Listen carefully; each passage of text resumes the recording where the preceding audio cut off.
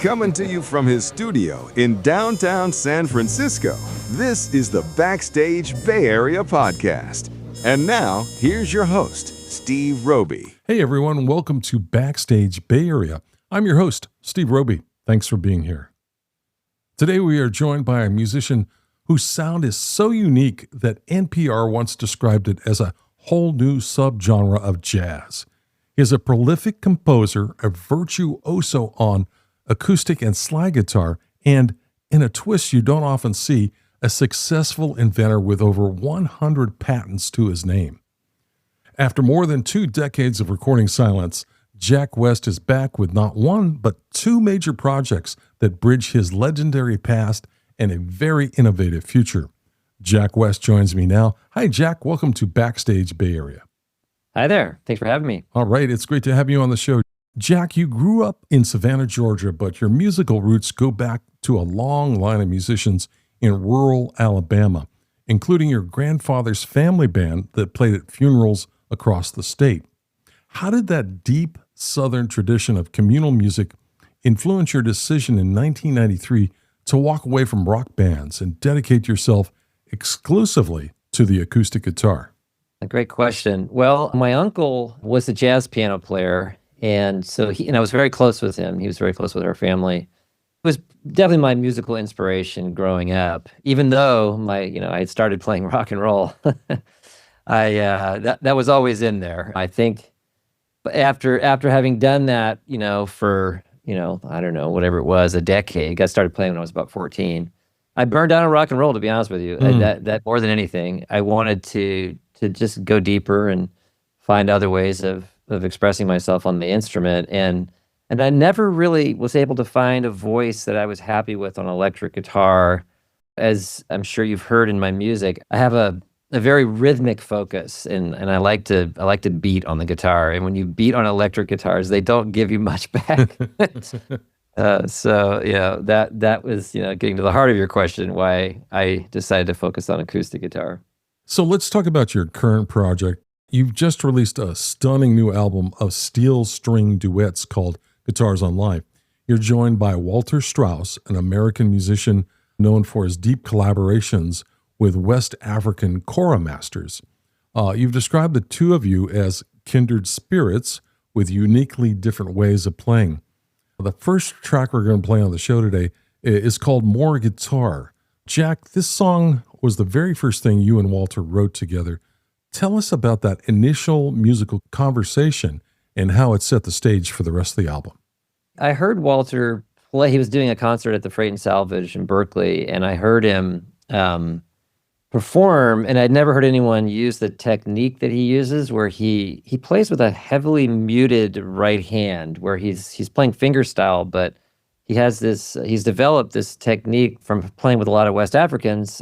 He's trying to mimic basically how they play the kora on the guitar. So he kind of came up with a sound that ended up just being a very unique sound on guitar, outside of a West African context. And so I heard him play, and I thought, well, that's a really interesting and a very percussive approach to arpeggiating, melodic lines and stuff. So I thought it would be an interesting combination with what I'm doing, and in particular, what I've been really exploring a lot over the past couple of years is developing ways of playing like a bass line and a percussive part kind of integrated in with each other, and then also adding in chords occasionally, and every once in a while, even maybe something melodic. But for the most part, kind of the rhythm section aspect of it, kind of bass, drums, and guitar.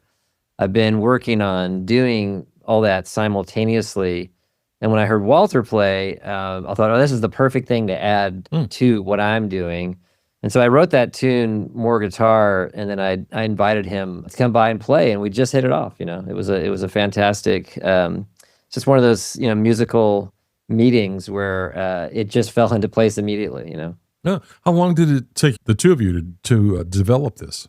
It turned out I was doing some traveling, and I actually was down in Florida for a stint, and I actually invited Walter to come stay with me for a week, and we actually wrote most of the material on the record in the space of a week, just staying together in Florida. We didn't have any other commitments, so we just played all day, every day for a week and wrote most of it.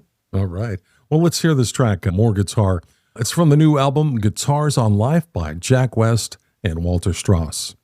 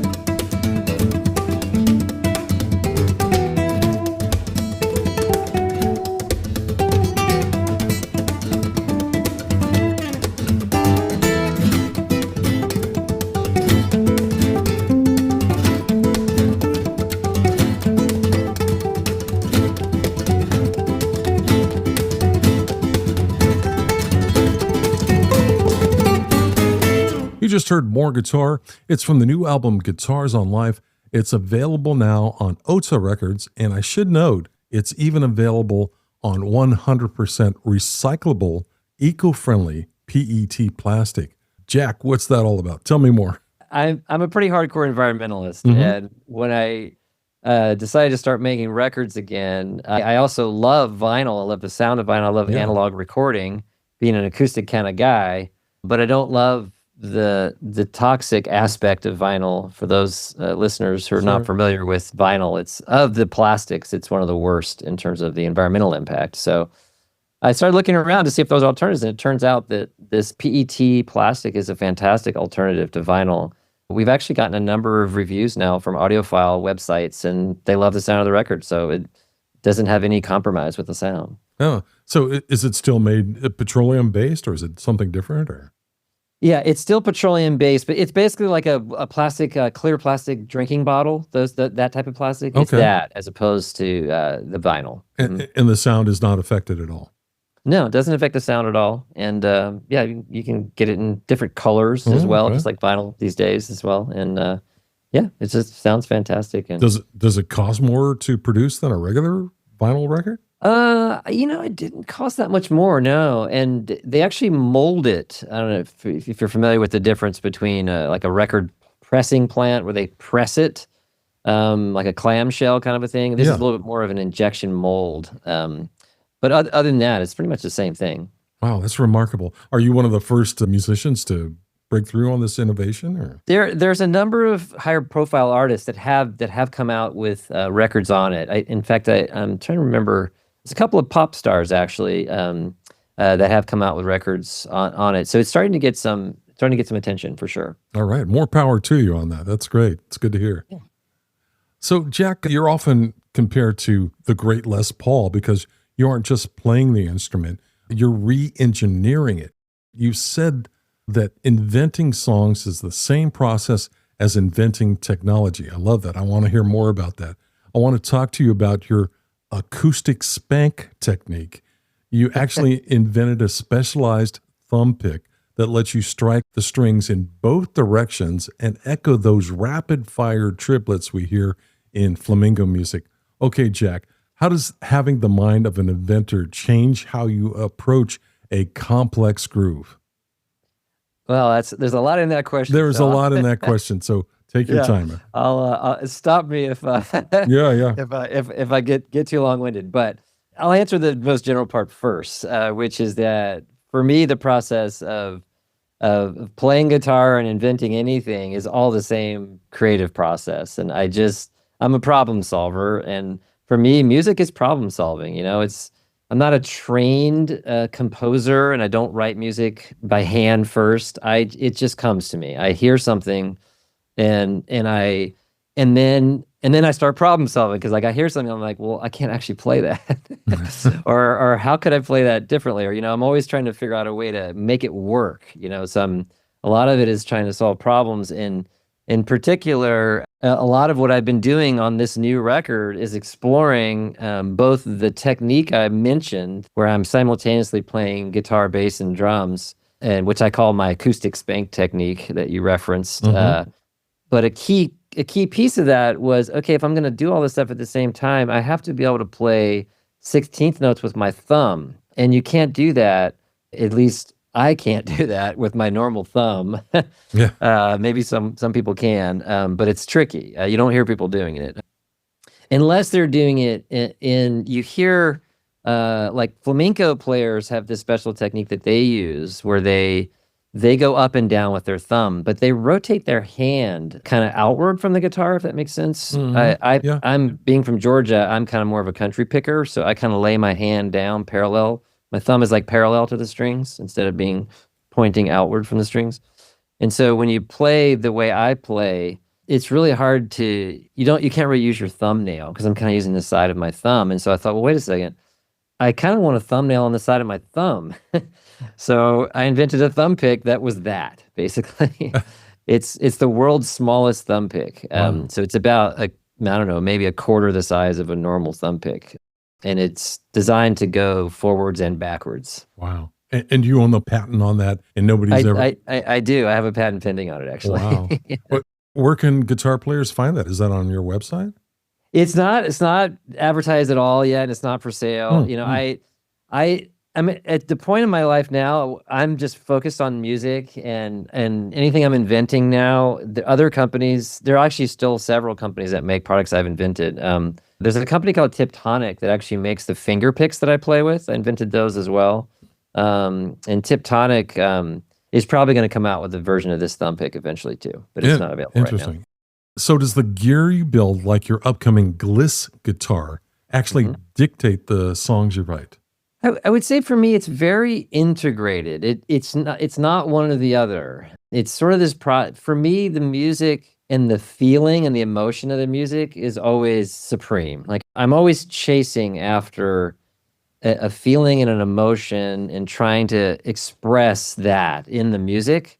And then the technical aspects, regardless of whether it's just a technique of like, okay, how do I do this? How do I reach this note with my left hand? Just something more technique based, or whether it's a technical thing like like technology. All of that to me is always in service of the song itself. So it's kind of interwoven. It's some of both. But sometimes maybe you invent something. Like when I invented this new thumb pick, I was like, oh wow, like there's all these things I didn't used to be able to play. So then that opens up musical possibilities.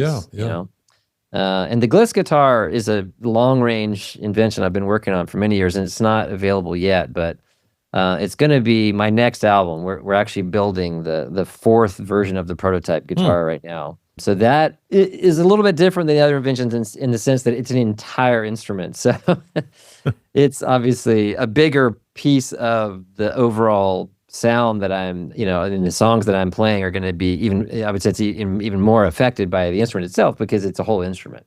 Well, I've got to ask, what does the Gliss guitar do, and how did it get its name? It gets its name from the word glissando, which in music means boom, to do a big pitch bend, basically. So I call it the Gliss guitar because every string on the guitar, and it's still an acoustic guitar, but every string on the guitar also has a motor connected to it. And the motor enables me in real time to manipulate the pitch of the strings. So it's basically similar to a pedal steel guitar, except it's for the space age. Wow. It's a highly modern version of a pedal steel, if you're familiar with how pedal steels work, where you can press on the pedals to change the pitch. Yeah. I look forward to hearing it one day. Yeah, it'll be. I'm going to start recording with it this summer. So Cool. my record will be coming out next year. Absolutely, that sounds great. So let's get back to your record. We're going to play a track called "Double Bounce," a song where you really are acting as a one-man rhythm section, as you talked before, playing the bass, chords, and percussion all at once. Tell us about the backstory on this one. Double Bounce was a very unusual song for me in the sense that it started with a rhythm and the kind of the bass groove of the bass line of it.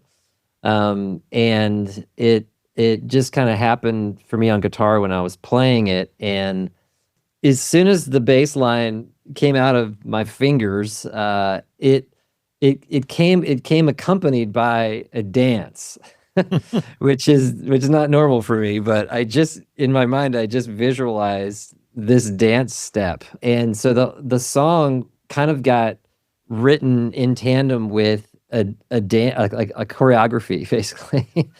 So we ended up, for this particular song, we ended up recording a whole dance video for it, which was a blast. I've never done anything like this before. Oh, cool. But it was really fun. Sort of an interesting side story, in a sense, on the tune.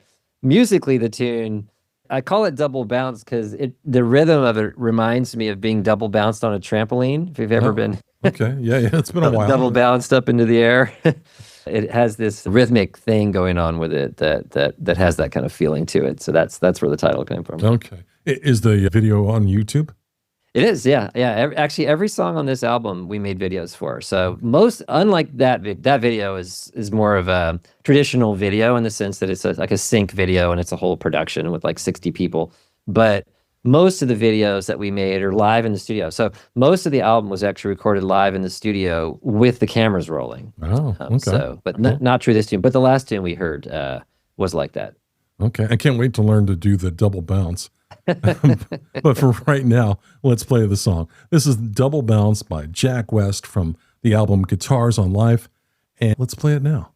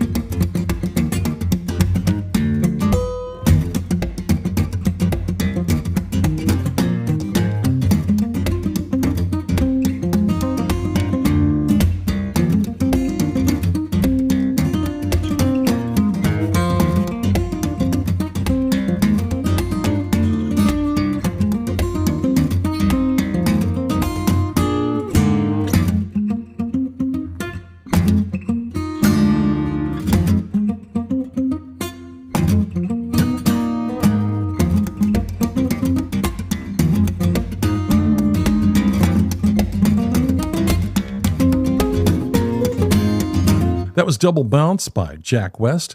It's from his album Guitars on Life, and Jack is my guest today. Let's talk about your upcoming shows at Freight and Salvage in Berkeley. You're currently celebrating your return to the studio with this massive show at the Freight on Thursday, February 26th. It's a special double bill. Not only are you performing as a duo with Walter Strauss, but you're also bringing your slide guitar ensemble to play the music of your band, Curvature. And you've got an incredible lineup for the show, too. After so many years, what is it like to revisit those oddly inviting textures from your early albums with this specific group of musicians? It's a blast, actually. I performed the music, for my band Curvature. We put out 5 records in the 90s and into the 2000s, and then took a break from that band for a while. And so it's just been really fun to dust off that material, put together a new band with incredible musicians. Josh Jones on drums. It's just a blast to play with. I've always been a huge fan of his. And Gary Brown on bass, also an incredible musician. And then Lalo Crane on marimba. Lalo and I had done a number of tours after the Curvature years, actually. So Lalo and I have played together a little bit more recently than the other musicians in the band, but it's been really fun. And the music from that period of my life, in particular, the stuff that really resonated with me that I wanted to keep playing and was the stuff where I played slide guitar, because not all that music had slide guitar in it, which is why I ended up calling it the Slide Guitar Ensemble. I kind of handpicked my favorite slide guitar tunes from that period. So what can the audience and your fans coming out to the show look forward to? You mentioned the Guitars on Life record, and then, OTA Records is also releasing this compilation record of essentially the best of my Curvature years. And so we're going to be playing, so it'll be basically the opening set of the night will be the slide guitar ensemble playing music from the new compilation record, Essential Curvature. And then the headlining act at the Freight will be myself and Walter Strauss doing our acoustic guitar duo project. Sounds like a great night of music. Yeah, I'm really excited about it. All right. Let me remind our listeners, you can catch Jack West, the Walter Strauss duo, and the slide guitar ensemble performing at Freight and Salvage in Berkeley on Thursday, February 26th at 8 p.m. For tickets and more information on the new albums Guitar on Life and the retrospective Essential Curvature, visit jackwestguitar.com. You can also find a ticket link in the podcast show notes for this episode. Hey, Jack, it's been an absolute honor to have you on the show today. Wow, thanks. Well, it's been a blast chatting with you. I really appreciate the time. And thank you for continuing to invent new ways for us to hear the guitar. You're welcome. It is a lifelong passion for me. So all right. It's all fun. All right, Jack. Have a great show at the Freight. Cool. Thanks so much. Appreciate it. Backstage Bay Area will return right after these messages. Are you a jazz musician preparing for a run in San Francisco?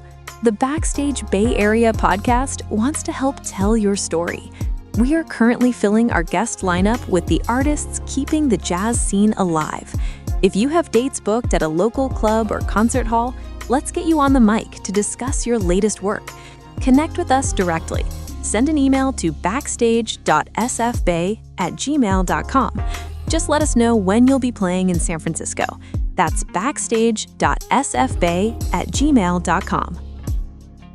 Backstage Bay Area is dedicated to keeping jazz alive in the 415 by spotlighting the artists, presenters, and venues that sustain this music. The most meaningful way to support local jazz is simple. Show up, buy a ticket, and experience the music live. Visit BackstageBayArea.com and explore our upcoming concerts section, featuring both a weekly guide and a weekend guide to jazz shows across the region, plus the latest concert news. Thank you for keeping jazz alive in the 415. You've been listening to the Backstage Bay Area podcast. Visit us on the web at BackstageBayArea.com. And don't forget to keep jazz alive in the 415.